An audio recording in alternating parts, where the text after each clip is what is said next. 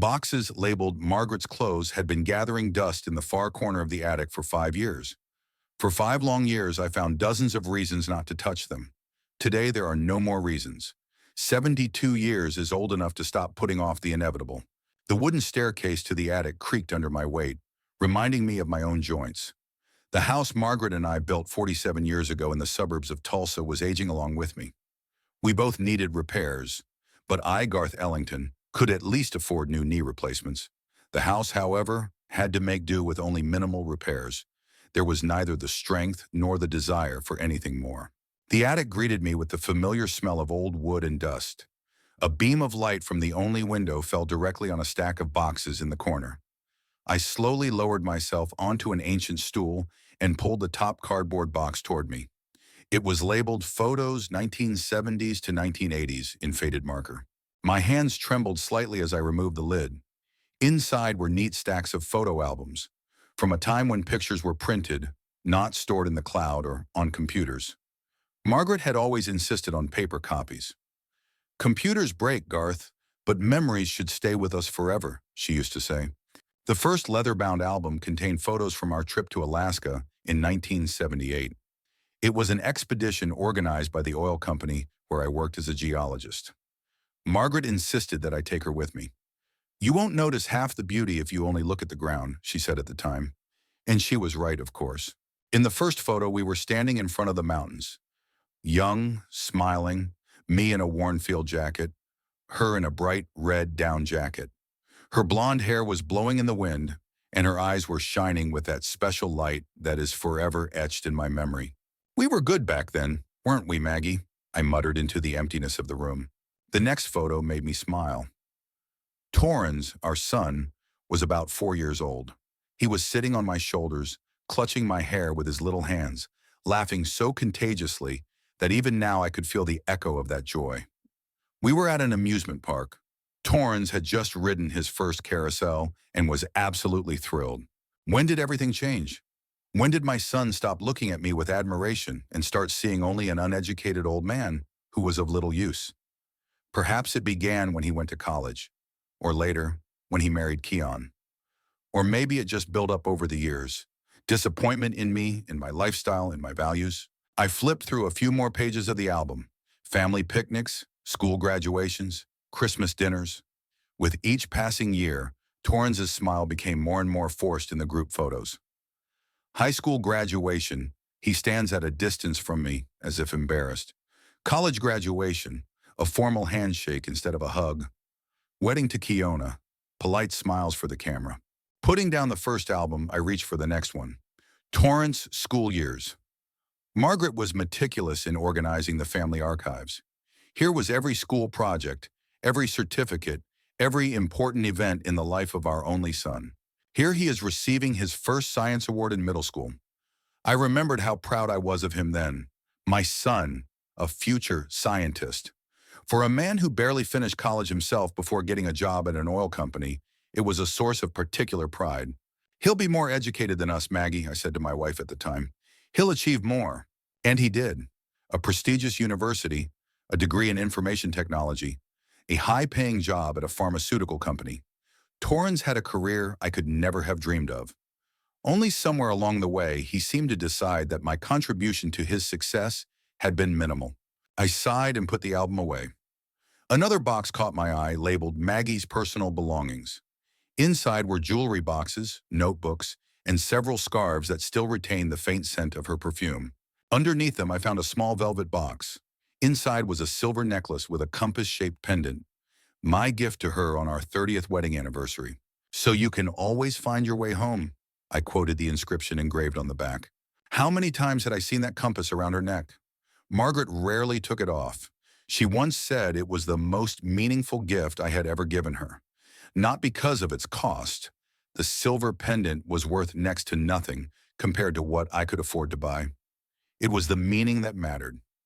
I spent weeks thinking of something special that would express my feelings for her after 30 years of marriage.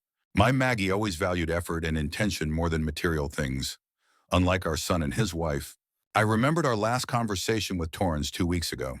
He called a rare occurrence, as I usually call him, to invite me to his 44th birthday party. "We're having a small reception on Saturday the 23rd, he said in a formal tone, as if inviting a business partner. "Pierce said he wants to see you." Pierce, my 16-year-old grandson. The only person in Torrance' family who seemed genuinely happy to see me. A smart kid, observant, with a good heart. He reminded me of Margaret. "Of course I'll come," I replied. "How are you and Kiona?" "Everything okay?" There was a short pause. "Yes, everything's great.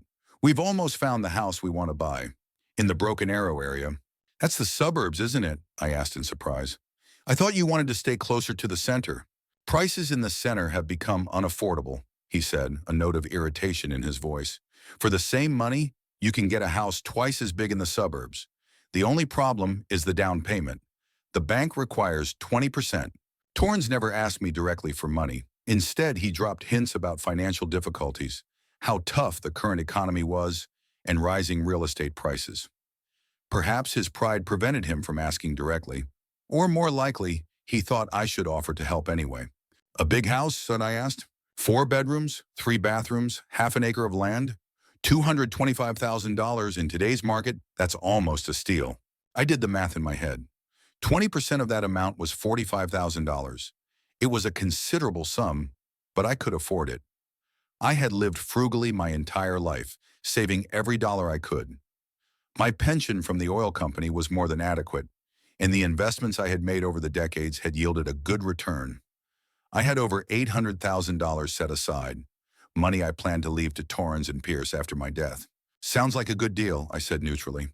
"Yes, if we could come up with a down payment," he said, a note of impatience creeping into his voice.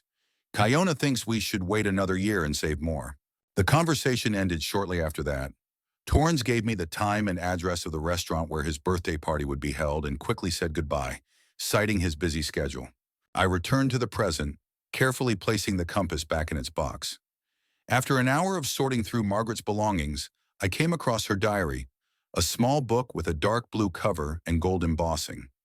I had never read her diaries while she was alive, respecting her privacy. But now, sitting among the memories of our life together, I decided to open it. The entries were dated 10 years ago. Margaret's handwriting was neat, with a slight slant to the right.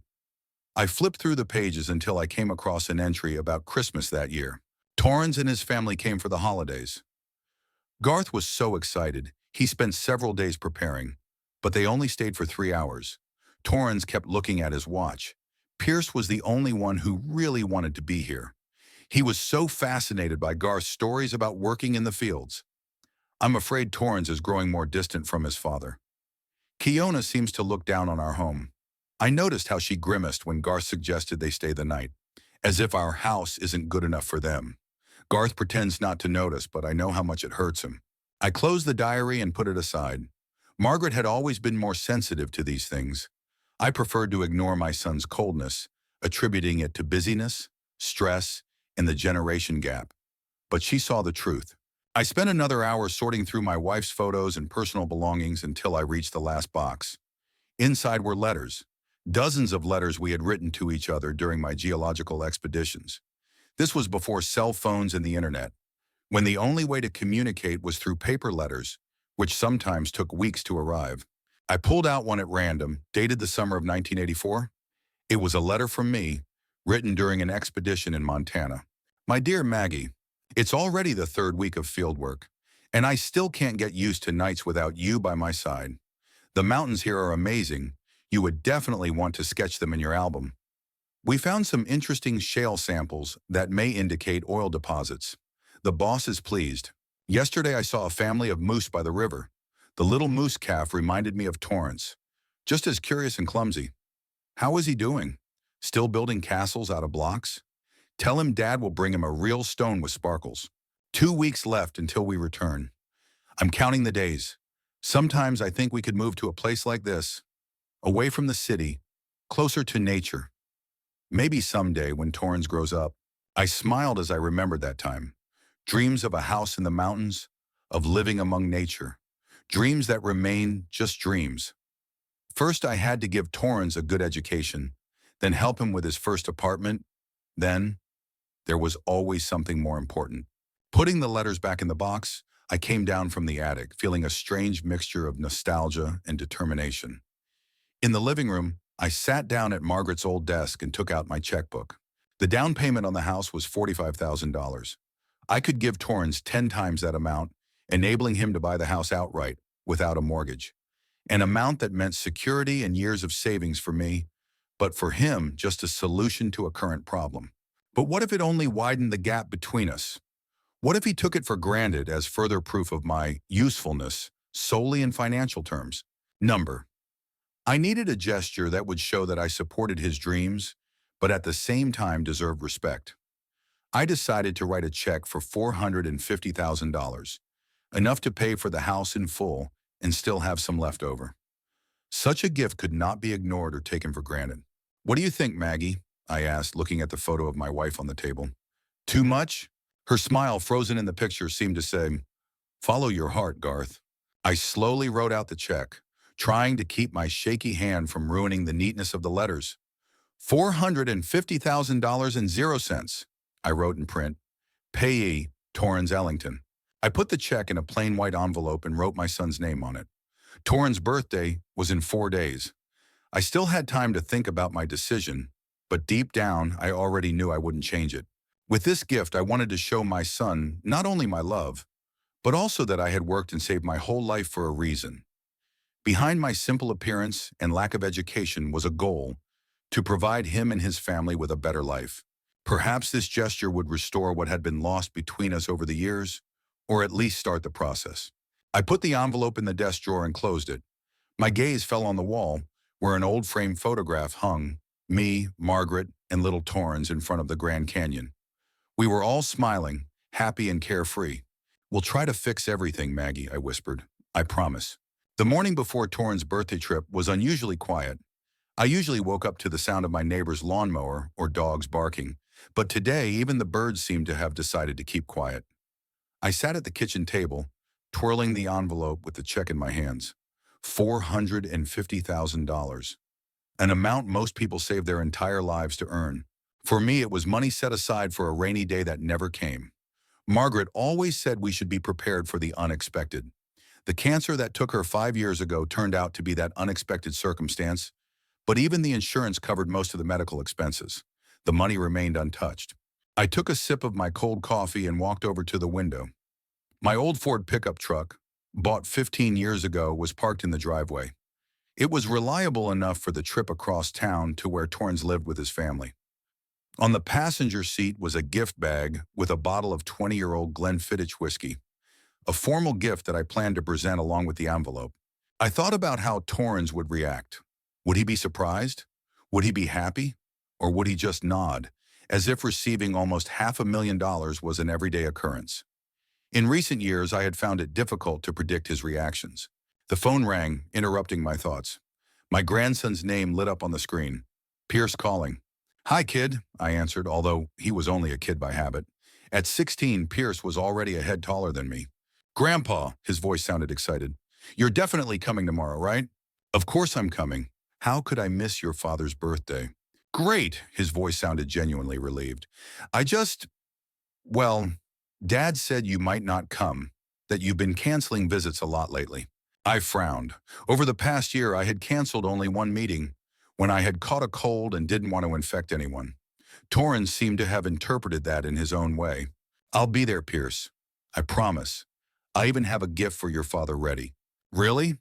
His voice took on a conspiratorial tone. "What kind of gift?" I smiled. At his age, Pierce was no longer as enthusiastic about gifts as he had been as a child, but his curiosity remained. "Let's just say it's something your father has wanted for a long time." "Did you buy him a new car?" Pierce suggested, a hint of disbelief in his voice. "No, not a car, but something just as valuable." Pierce thought. "I give up. I'll have to wait until tomorrow." We talked for a few more minutes. Pierce told me about his successes on the school swim team and the upcoming competitions. I listened with a smile, glad that at least I still had a warm relationship with my grandson. "Grandpa," his voice suddenly became serious, "can I ask you something?" "Of course, kid. Anything. If Dad starts, well, you know, just ignore him, okay? He's been really stressed out about work lately. Some important project, tight deadlines." My heart sank. My 16-year-old grandson was trying to protect me from his own son. Don't worry, Pierce. We old folks are thick-skinned. I tried to make light of the situation. Your father can be as stressed as he wants. It won't bother me. After talking to Pierce, I decided to get myself ready for tomorrow's event. I took my only decent suit out of the closet, a dark blue one I had bought for Margaret's funeral. I had only worn it a few times since then. The shirt was a little wrinkled, so I decided to iron it. The iron hissed, releasing clouds of steam as I smoothed out the stubborn creases on the collar.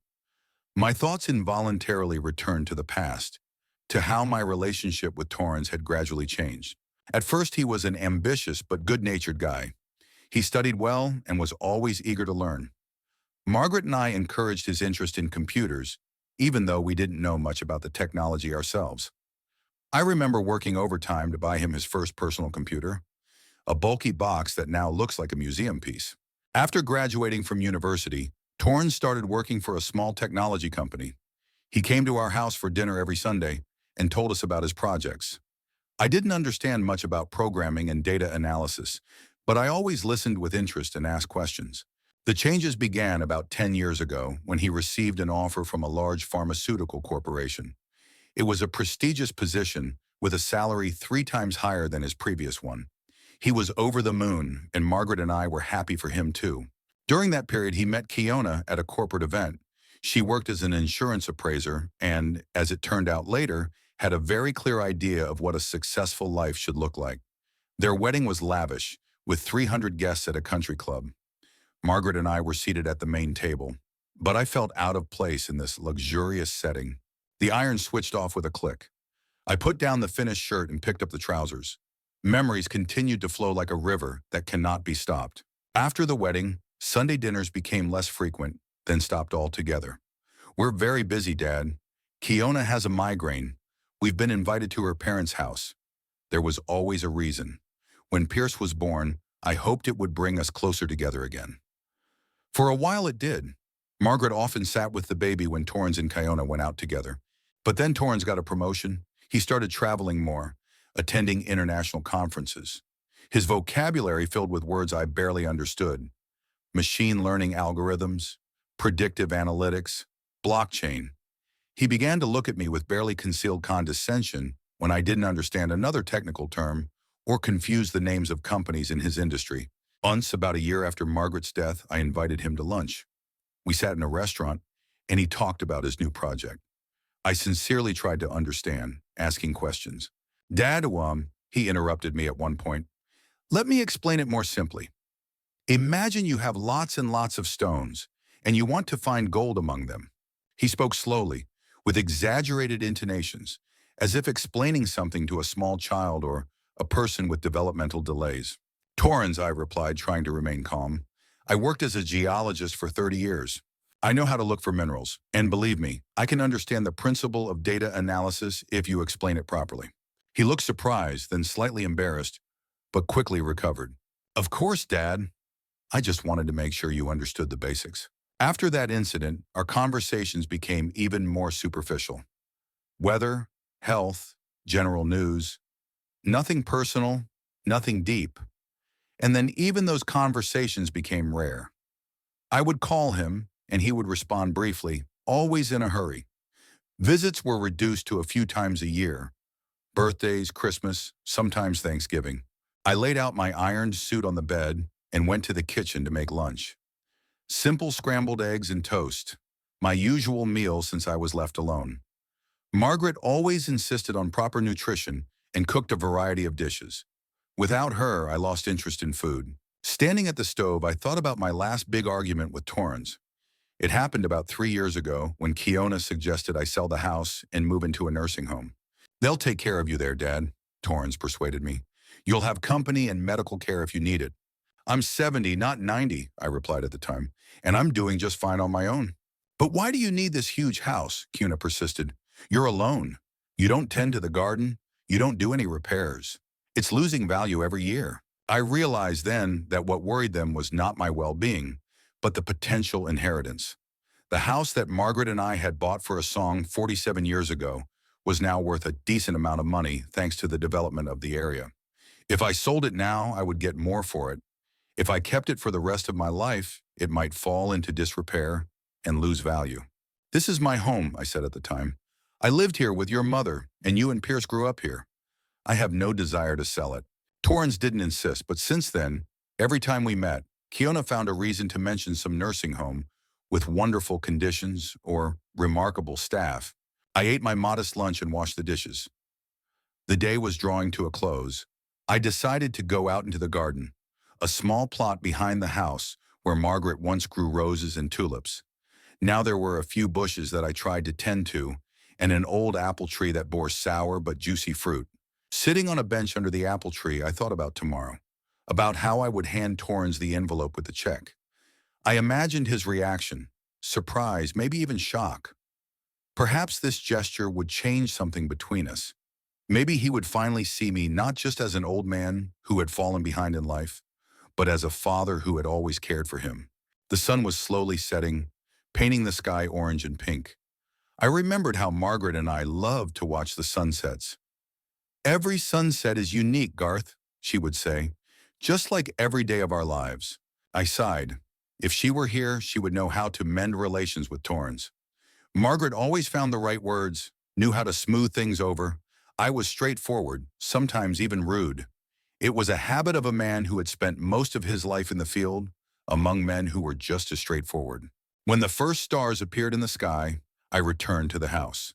In the evening, my old friend and colleague Aubrey Newell called. We had worked together for over 20 years and kept in touch even after retirement. "Garth, old friend, how are you?" His voice was as energetic as ever, even though he was already 74. "Slowly, Aubrey. Getting ready for tomorrow. It's Torrance's birthday." "Ah, your prodigy. How is he doing in his pharmaceutical empire?" I chuckled. Aubrey had never hidden his opinion that Torrance was too stuck up. Same as always. Busy, successful, planning to buy a new house. "Another one?" Aubrey was surprised. "They just moved to that trendy neighborhood 3 years ago. Apparently, the old house no longer suits their status." I didn't want to go into details about my gift. "Speaking of status," Aubrey changed the subject, "I'm back from that trip I told you about. Death Valley Heart, it's incredible. You should have seen those geological formations. I took hundreds of photos, but they don't convey even a tenth of the experience." In recent years, Aubrey has become fascinated with traveling to geologically interesting places. It's something we always dreamed of doing while we were working, but never had enough time for. "That sounds wonderful," I replied sincerely. "We should go there sometime." "Sometime will never come if you don't set a specific date," Aubrey insisted. "Listen, I'm going to Yellowstone next month. Want to come with me? There are geysers, hot springs, and minerals. You should see the colors." I listened to his enthusiastic story and felt something like envy stirring inside me. Aubrey was doing what we both dreamed of. I was stuck in a rut, waiting for, what? For Torrance to start treating me with respect?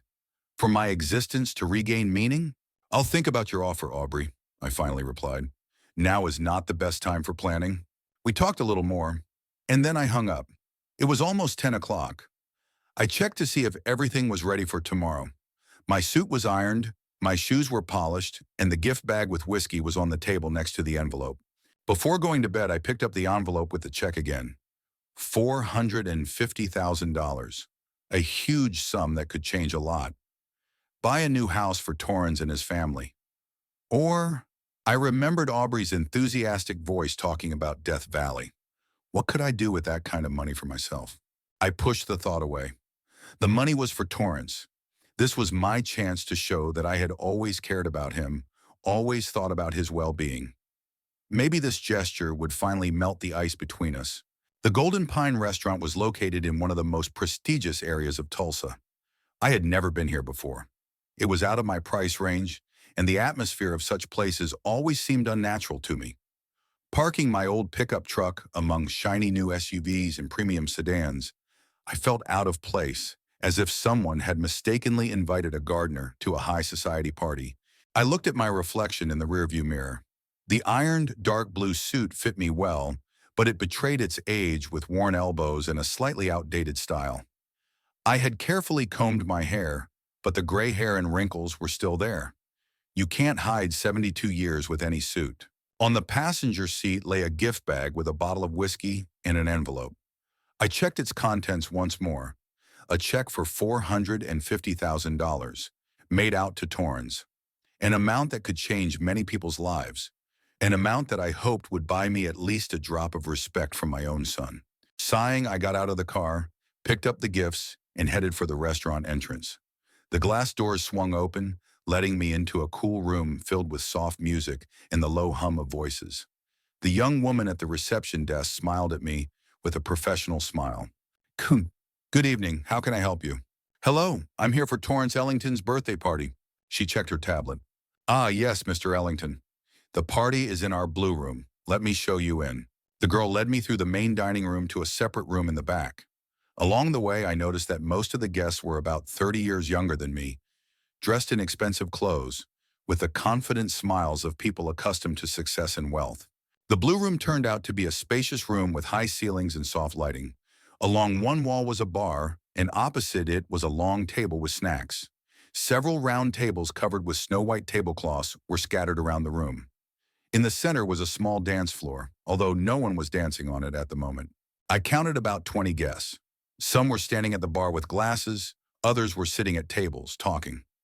I noticed Torrens right away. He was standing in a group of people, talking animatedly. He was wearing a dark gray suit, clearly tailor-made, and a burgundy tie. Next to him stood Kiona in a tight-fitting blue dress, her hair and makeup impeccable. She looked like a model from the cover of a glossy magazine. Beautiful, but somehow lifeless. I wanted to go over to my son, but at that moment I noticed Pierce sitting at a table in the back, buried in his phone. I decided to say hello to my grandson first. Hi, kid. Pierce looked up and his face lit up with a sincere smile. Grandpa! He jumped up and hugged me. You came! I promise, I patted him on the back. How are you? How's your training for the competition? Fine, Pierce shrugged. The coach says I have a chance at a medal.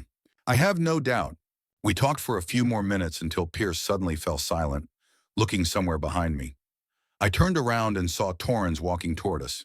His face was impassive, but there was something like irritation in his eyes. Dad, he nodded at me. You decided to come after all. No smile, no handshake, no hug.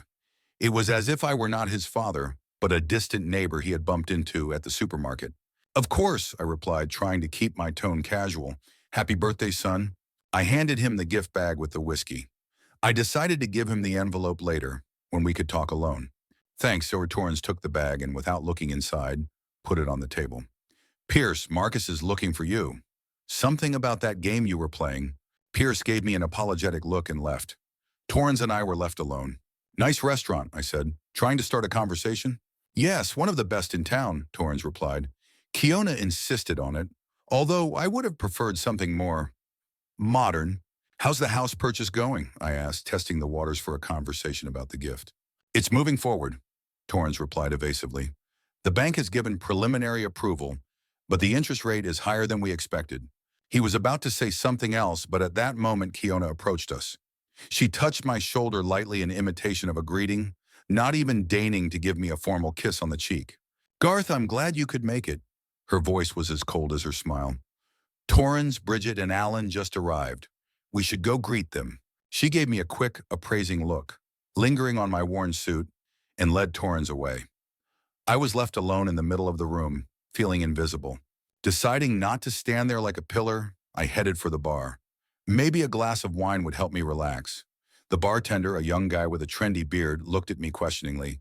Red wine, please, I asked, and something dry. He poured me a glass of dark ruby wine. I took a sip and walked away from the bar, watching the guests. Most of them were obviously Torrens' colleagues or Kiona's friends. Young, successful professionals discussing work, investments, travel. I didn't know any of them. About half an hour passed. During that time, Torrens never once approached me. I saw him moving from group to group, laughing, gesturing, clearly feeling in his element. Kiona followed him like a shadow, occasionally taking his arm or whispering something in his ear. Pierce was also busy. He was talking to several teenagers, apparently the children of other guests. At least he wasn't bored. I finished my wine and placed the empty glass on the tray of a passing waiter. At that moment, Torrens finally noticed me and headed in my direction. I cheered up, thinking that we would finally be able to talk. Dad, he said as he approached, could you help out? There's a line at the bar and several guests need wine. You're standing around doing nothing anyway. I didn't immediately understand what he was talking about. Do you want me to bring someone wine? Yes. Torrance nodded impatiently. Bridget and Alan at that table. He pointed to a middle-aged couple in the far corner. White dry for her, red for him, and Marcus, he nodded toward a heavy-set man at the snack table. Red for him too. I looked at my son in bewilderment. Was he really asking me to wait on his guests, instead of introducing me to them or at least talking to me? Noticing my confusion, Torrance frowned. Something wrong? It's a simple request. The waiters are busy, and you're just standing there anyway. I nodded slowly and walked to the bar, feeling a heavy lump growing inside me. This wasn't how I had imagined this evening. I hadn't come here to play the role of a waiter. After receiving 3 glasses of wine on a tray from the bartender, I carefully carried them across the room. Although I tried to be careful, the years had taken their toll. My hands were no longer as steady as they used to be. One of the glasses tilted dangerously, and a few drops of red wine fell onto the snow-white tablecloth of a passing table. Careful, Kiona said sharply, appearing at my side. That's an $80 bottle of Chablis. She snatched the tray from me and carried the wine to the guests herself, greeting them with a radiant smile, as if it were not a forced gesture, but a sign of hospitality. When she returned, she took me aside. Garth, she said quietly but emphatically, I understand that you wanted to congratulate Torrance, and that's commendable. But maybe you'd better sit down somewhere in the corner? There, she pointed to a table at the far end where no one was sitting. I'll bring you some snacks. I felt the blush of shame wash over my face. She was treating me like a decrepit old man who was tolerated out of politeness, but would be better off not being seen at all. I'm capable of getting my own snacks, I replied, trying to keep my voice steady. And I didn't come here to sit in a corner. Kiona pursed her lips. As you wish. Just try not to. She hesitated, searching for the right words. Try not to attract too much attention. Some of the guests are important colleagues of Torrance. You know, first impressions and all that. She smiled another of her fake smiles and left, leaving me feeling as if I'd been punched in the gut. I slowly walked over to the snack table, took a plate, and put some cheese and crackers on it, more for appearances than because I was hungry. My appetite was completely gone. The next hour was perhaps one of the most humiliating of my life. Torrance approached me several times, but only to ask me to do something. Bring napkins, pass a plate of canapes, make sure certain guest glasses were not empty. Not once did he introduce me to any of his friends or colleagues. He never once asked how I was feeling or how my business was going. I carried out his request mechanically, feeling the envelope in my jacket pocket grow heavier with every passing minute. $450,000. Money I intended to give to a man who treated me worse than a hired hand. At some point, the formal part of the evening began. Kiona asked everyone to take their seats at the tables, and I found that I had been seated in the far corner of the room, at a table where, besides me, there were only Pierce and 2 other teenagers, obviously friends of her grandson. Neither Torrance nor Kiona sat with us. Are you all right, Grandpa? Pierce asked quietly, apparently noticing the look on my face. Yes, kid, I'm fine, I lied, trying to smile. Pierce didn't look convinced, but he didn't press the issue, for which I was grateful. The toast began. One after another, Torrance's friends and colleagues rose to give speeches about his professionalism, his successes, his leadership qualities. Kiona talked about what a wonderful husband and father he was. No one asked me to make a toast. It was as if Torrance's story began at university, and everything that came before, his childhood, growing up, the years when Margaret and I supported him in everything, was irrelevant. After the toast, they began to bring out the hot dishes. I found that my plate was empty, while everyone else had already been served their first course. Excuse me, I called to a passing waiter. It seems I've been overlooked. I'm sorry, sir, the young man said, embarrassed. I was told you wouldn't be having a hot meal. That appetizers would be enough for you. I felt a wave of anger rising inside me. Who told him that? Torrance? Kiona? They didn't even bother to ask me. I would like a hot dish just like everyone else, I said, trying to speak calmly. Of course, sir. I'll bring it right away. The waiter hurried to the kitchen, and I looked around the room. Torrance was sitting at the central table, chatting animatedly with the guests. He didn't look my way once. Dinner arrived a few minutes later, steak with a side of vegetables. I mechanically ate a few bites, not tasting anything. Inside, I was becoming increasingly aware of the bitter truth. I was not a welcome guest at this celebration. I was a burden, an uncomfortable reminder of a past that Torrens would rather forget. After dinner, the informal part of the evening began. Music was turned on, and some couples got up to dance. I sat at my table watching the fun and feeling like a complete stranger. Pierce and his friends went to the other end of the hall, where, judging by their animated gestures, they were discussing some kind of game. I decided it was time to leave. I didn't belong here. But before I left, I wanted to talk to Torrens alone. Maybe it was naive, but I still hoped that some kind of understanding was possible between us. I found him at the bar, talking to a short, balding man in an expensive suit. Waiting for a pause in their conversation, I approached him. "Torrens, can I have a minute of your time?" My son turned to me with barely concealed irritation. "Dad, I'm a little busy. Alan and I are discussing an important work matter." "I understand, but I only need a minute." Torrens sighed and apologized to his companion. "Okay, what is it?" he asked, taking me aside. "I wanted to talk to you about your gift," I began. "The whiskey? Thank you, that's very kind." "No, not the whiskey. I have something else for you." I was about to take out the envelope, but at that moment, Kiona approached us. "Torrens, dear, everyone is waiting for you to cut the cake."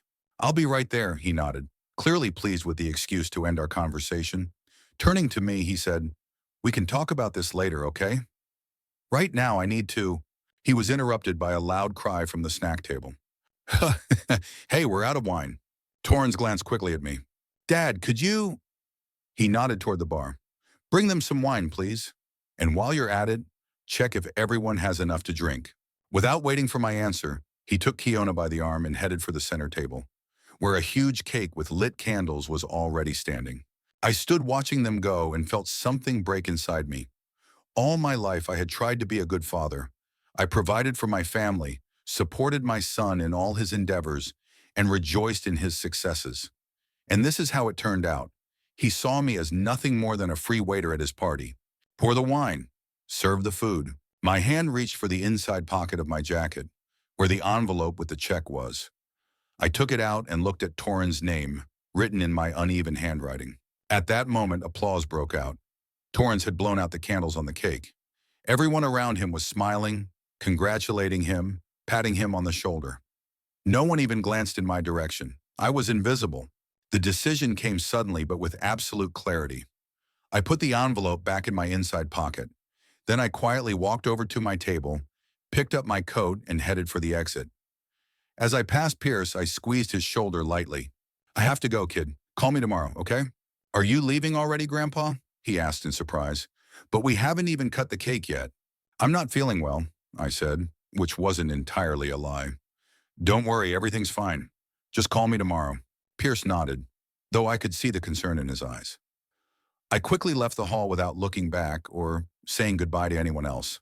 I doubt anyone but Pierce even noticed my departure. Once in the parking lot, I took a deep breath of the cool evening air. For the first time all evening, I felt like I could breathe freely. Sitting in the car, I took out the envelope again and looked at it. Then I decisively put it in the glove compartment. Torrens won't get that money. Not today. Maybe never. Starting the engine, I drove out of the restaurant parking lot without looking back. For 3 days, I couldn't bring myself to sit down and write the letter. Every time I sat down at Margaret's table with a sheet of paper and a pen, the words eluded me. How could I explain to my son that I was taking back the promised gift? How could I put into words the pain and humiliation I had experienced on his birthday? Torrens didn't call. He probably didn't even notice my absence until the party was over. Pierce called the next day, as I had asked, but our conversation was short and awkward. I didn't tell him about my feelings and my decision not to give his father the money. The boy was already having a hard time, caught between his parents' coldness and his attachment to his grandfather. On the 4th day after the ill-fated holiday, I finally forced myself to pick up my pen. Sunlight streamed through the window, illuminating the worn surface of the old desk. Margaret's photograph looked at me with her usual half-smile. "Dear Torrens," I wrote and immediately crossed it out. Too formal, or conversely, too warm for the relationship that had developed between us. "Torrens," I began again. I sat there for 15 minutes staring at that single word. What else could I say? How could I describe the whole range of emotions that were overwhelming me? Anger, disappointment, bitterness, and somewhere deep down, the pain of a rejected parent. The phone rang, interrupting my torment. It was Aubrey. Garth, I thought I'd see how your prodigy's birthday went. Did you give him what you said you would? I sighed, not knowing where to start, and suddenly the words poured out. I told him everything, how Torrens had used me as a waiter, how Kiona had sat me far away from the important guests, how I had felt like a stranger and unnecessary at my own son's party. And you know what the worst part is, Aubrey? I said in conclusion. I wasn't even surprised. Part of me expected something like this. I just hoped that the check for $450,000 would change his attitude toward me, at least for a little while. There was silence on the other end of the line. You did the right thing taking the check, Aubrey finally said. Money won't buy you his respect. It will only confirm his opinion that you're only good for financial support. But what am I supposed to do with this money now, I asked, even though I already knew the answer. What would Margaret have done, Aubrey asked. She was always wiser than both of us. I looked at the photo of my wife. She would have said that life is too short to spend it waiting for recognition from those who are incapable of giving it. That we should use our time, energy, and resources on things that bring joy and meaning. Exactly, Aubrey said with a smile in his voice. So what about Yellowstone? My offer still stands. After talking to Aubrey, the words for the letter came naturally. I took a blank sheet of paper and began to write. Torrens, on your birthday, I plan to give you a check for $450,000. Enough to buy the house you talked about.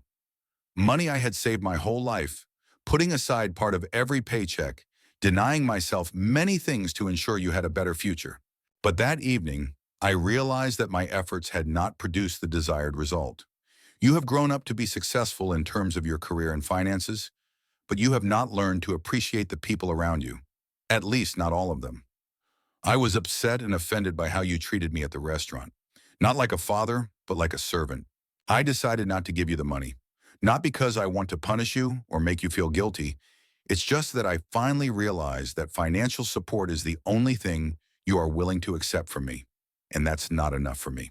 I will spend this money on myself, on the trips your mother and I always dreamed of, but constantly put off until later, on exploring the geological wonders that have always interested me, on living the rest of my life to the fullest rather than waiting for your approval or attention. I will never stop loving you. You are my son, and nothing will change that. But I will no longer wait for you to one day see me as something more than a source of financial support. The door to my home is always open to you and your family, but only if you come as equals, with respect and a sincere desire to communicate. I will no longer agree to anything else.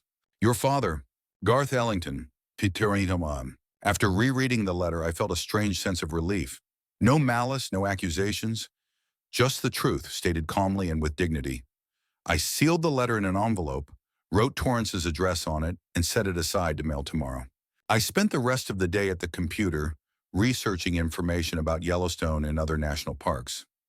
Over the years as a geologist, I had visited many interesting places, but always as part of work expeditions. I never had time to simply enjoy the beauty of natural wonders, to study them at my leisure, without the pressure of deadlines and the expectations of the company. I found a map of Yellowstone and marked the places I wanted to visit. Grand Prismatic Spring with its incredible colors, the Geyser Basin with the legendary Old Faithful, Mammoth Hot Springs with its travertine terraces. The list grew, as did my excitement. For the first time in a long time, I felt truly alive, full of energy and plans. By evening, I had already mapped out a rough itinerary and a list of necessary equipment. Of my old camping gear, I only had my boots and backpack left, and both were pretty worn out. I would have to buy new stuff. I smiled, imagining how surprised the salespeople at the outdoor store would be when a 72-year-old man came in to choose equipment for a long hike. The doorbell rang around 9 in the evening. I wasn't expecting any guests, and to be honest, I wasn't in the mood for visitors. But when I opened the door and saw Pierce standing on the doorstep with a backpack slung over his shoulder and his eyes red from crying, all my plans for the evening changed instantly. Pierce? What's wrong, kid? My grandson sniffed and tried to smile, but his lips trembled. Hi, Grandpa. Can I stay the night? I stepped aside, letting him into the house. Of course. Have you had dinner? He shook his head. I took him to the kitchen, sat him down at the table, and began to reheat yesterday's leftover stew. Pierce sat silently, slumped over and staring at the tabletop. Do your parents know where you are? I asked, placing a plate of food in front of him. No, he looked up at me. Please don't tell them. At least not for a couple of hours. I frowned. No matter how I felt about Torrance and Kiona, they had a right to know where their son was. Pierce, they'll be worried. No, they won't, he said with a bitter smile. They're too busy fighting to notice I'm gone. I sat down across from him. What happened? Pierce reluctantly poked at his stew with his fork. They're fighting over money again. About the house they want to buy. Dad accused Mom of spending too much on nonsense, and she yelled that he should have pressured you to help with the down payment. My heart sank, so I was right. They were counting on my money. And then, Pierce continued, when I tried to stop them, Dad yelled at me. He told me to stay out of grown-up business. And Mom, his voice faltered. Mom said I was as useless as you. He looked up at me, his eyes full of tears and guilt. I'm sorry, Grandpa. I shouldn't have said that. I reached out and squeezed his shoulder. It's okay, kid. Tell me everything. Pierce nodded and wiped his eyes with the back of his hand. After that, I just couldn't stay there. I grabbed my backpack, a few things, and left. They didn't even notice. We sat in silence for a while. Pierce ate quietly while I thought about the situation. Of course, I needed to call Torrance and let him know that his son was with me. But maybe not right away. The boy needed time to calm down, and I needed time to figure out the best course of action. Are they always like this? I asked cautiously. Do they fight a lot? Pierce shrugged. Lately, almost every day, usually about money or Dad's work. He's become obsessed with his new project and is hardly ever home. And when he does come home, he and Mom start arguing. He put down his fork even though he had barely eaten half of his meal. You know what's strange, Grandpa? When you and Grandma were together, I never saw you argue like that. You might have disagreed with each other, but you always spoke calmly. Why can't Dad be like that? I sighed. How do you explain the complexities of family relationships to a 16-year-old teenager? Your grandmother and I have been together for almost 50 years when I began. And believe me, we've had our share of difficulties and arguments. We just tried not to fight in front of you kids. And over time, we learned to resolve conflicts without yelling. Can't Mom and Dad learn that? There was hope in his voice. I don't know, Pierce. It depends on them, on their desire to preserve their family and respect for each other. I paused, searching for the right words. Your father? He's a good man at heart. It's just that somewhere along the way, he started to place too much importance on the external trappings of success. Money, status, recognition, and he forgot what was really important. Like you were at his birthday party, Pierce said quietly. I saw how he treated you, as if you weren't his father, but some kind of servant. So he did notice after all. I felt both bitterness and relief. Bitterness that my grandson had witnessed such humiliation, and relief that at least someone in the family saw what was really going on. Why didn't you say anything? Pierce asked. Why did you just leave? What was I supposed to say? I replied with a question. Start a scene at the party? That would only have confirmed your father and mother's opinion that I'm a rude, uneducated old man who doesn't know how to behave in polite society. I stood up and cleared the table. Sometimes silent departure is the most dignified response to disrespect. Pierce helped me wash the dishes. We worked side by side in cozy silence, each lost in our own thoughts. Grandpa, he finally said, did you really want to give Dad money for a house? I froze with the towel in my hands. How did he find out? Yes, I admitted. I was going to give him $450,000 to buy a house. But after the way he treated me on his birthday, I changed my mind. You did the right thing, Pierce said unexpectedly firmly. He doesn't deserve that kind of money. Not after the way he treated you. I was surprised by this mature judgment in a 16-year-old boy. It's hard to judge who deserves what, Pierce. I just realized that money wouldn't solve our problem. It would only create the illusion of a solution. We moved into the living room. On the coffee table were printouts of maps of Yellowstone and lists of equipment. Pierce looked at them with interest. Are you going on a camping trip? Yes, with your great-uncle Aubrey. To Yellowstone, and then maybe to other national parks. Cool, Pierce said sincerely. Can I come with you? I laughed. I'm afraid your parents wouldn't approve. Besides, you have school. But what about during the holidays? I thought about it. The idea of showing my grandson the wonders of nature that I had always admired was appealing. Maybe if your parents give their permission, I said cautiously, but it would have to be a separate, shorter trip. What Aubrey and I are planning isn't for teenagers. Lots of hiking, primitive conditions. Pierce looked disappointed but nodded understandingly. What are you going to do with the money you wanted to give Dad? I'll spend it on travel, I replied. All my life I've been saving money for a rainy day or for you and your father. But now I realize it's time to use it for myself while I still have the strength and health. We talked for about another hour. Pierce told me about school, his hobbies, and his dreams of becoming a marine biologist. I listened intently, surprised at how little I knew about his life. Torrance and Kiona rarely brought him to visit, and when they did, the conversations were usually superficial. At 10:30, I decided it was time to call Torrance. No matter how I felt about my son, his parents had a right to know where their child was. Pierce, I need to call your father, I said. They're probably frantic looking for you. He frowned but didn't argue. Just don't tell them I asked you not to call them right away, okay? Say I came home late or something like that. I nodded and dialed Torrance's number. He answered on the third ring. Dad, what's wrong? His voice sounded tense. I have Pierce here, I said without preamble. He came in about an hour ago, upset. He said you two had a fight. There was silence on the other end of the line, then a sigh of relief. Thank God. Kiona and I were about to call the police. I'll come and get him right now. He can stay at my place tonight if he wants, I offered. It's late, and he needs time to cool off. No, Torrance said. I'll come. Wait for me. He hung up without saying goodbye. I sighed and turned to Pierce, who was standing in the doorway, obviously eavesdropping. Your father is coming to pick you up. The boy's shoulders slumped. I knew it. I'm sorry I got you involved in this, Grandpa. You didn't get me involved in anything, I said, walking over and hugging him. I'm glad you came to me when you were feeling bad. Always come when you need to. My door is always open to you. We sat in the living room waiting for Torrance to arrive. I offered Pierce tea, but he declined. Instead, he continued to look at my Yellowstone printouts, asking questions about geysers and geological formations. I answered, delighted by his genuine interest. The doorbell rang 20 minutes later.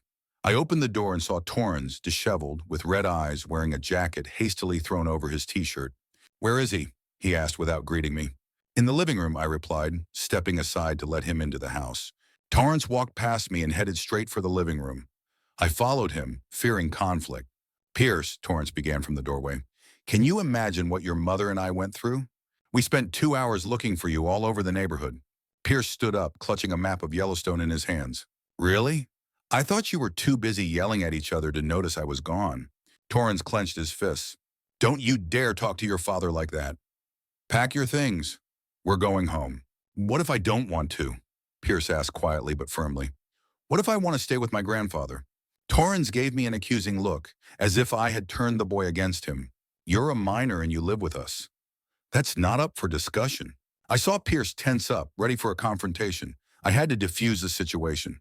Pierce, I said gently, your father is right. It's better for you to go home, but you can always come visit me, anytime.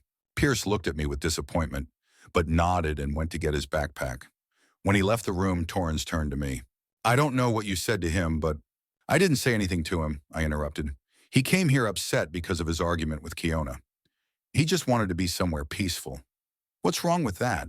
Torrance opened his mouth to argue, but at that moment, Pierce returned with his backpack slung over his shoulder. We went out onto the porch. The night was cool, and the stars shone brightly in the dark sky. Call me tomorrow, kid, I said, hugging my grandson goodbye. I will, Grandpa, he whispered, and thank you. Torrance watched us with an inscrutable expression on his face. As Pierce headed for the car, he paused for a second. Dad, He hesitated, as if he wanted to say something but couldn't find the words. Maybe apologize for his behavior at the birthday party, or thank me for taking care of his son. But the moment had passed. Thanks for calling, he said curtly, and headed for the car. I stood on the porch watching them drive away. Tomorrow I'll send the letter, and the day after tomorrow I'll start preparing for the trip. A new stage in my life, where there will be no room for waiting for recognition from a person who is incapable of giving it. I returned to the house and sat down again at the table where the sealed letter to Torrance lay. Perhaps this letter would not change our relationship. Perhaps it would only deepen the gulf between us. But I could no longer live in the hope that one day my son would see me as something more than a wallet or a free waiter. It was time to start living for myself.